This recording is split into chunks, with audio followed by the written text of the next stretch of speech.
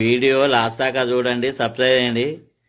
పాలకూర ఎలా వండుకోనో వీడియోలు చూపెడతా. పాలకూర కట్టలు తెచ్చుకొని వీటిని చిన్నగా ఇలా కోసుకొని నీటిలో కడుక్కోవాలి ముందుగా.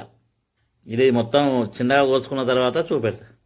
పాలకూర కోసి శుభ్రంగా కడుక్కున్నాం. దానికి కావాల్సిన ఐటెంలన్నీ కోసి రెడీ పెట్టుకున్నాం. స్టవ్ అంటు పెట్టినాం. స్టవ్ పైన మట్టి కంతులు పెట్టినాం. అందులో 2 చెంచాల నూనె పోసుకున్నాం. 1 చెంచాడు పోపిత్తులు, 1 చెంచాడు జీలకర్ర, ఉల్లిగడ్డలు, పచ్చిమిర్చి, కళ్యామాకు, గోలియాలి. 2 చెంచాల శనగపప్పు మొత్తం ఇలా గోలించుకోవాలి. మెంతి, పుదీనా, 1/2 చెంచాడు పసుపు, 1/2 చెంచాడు ఇంగు, 1 చెంచాడు అల్లం వెల్లిపాయ పచ్చివాసన వేళ గోలించుకోవాలి. పాలకూర వేసుకోవాలి, కొత్తిమీర. ఈ పాలకూర మట్టి కట్టుల్లో వండుకుంటే చాలా రుచిగా ఉంటుంది. ఇది ఏం లేకుంటేనే వండుకుంటాను. అట్టిదే పాలకూర.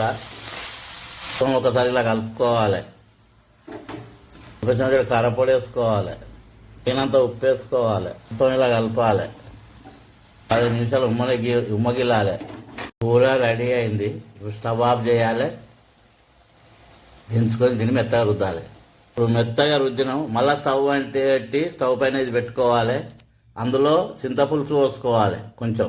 ఇప్పుడు చింతపులుసు పోసుకొని ఒక 5 నిమిషాలు మళ్ళీ ఉడికించుకోవాలి.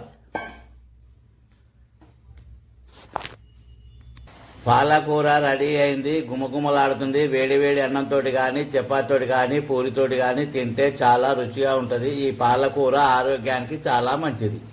వారానికి 2 సార్లు పాలకూర తింటే ఆరోగ్యానికి చాలా మంచిది.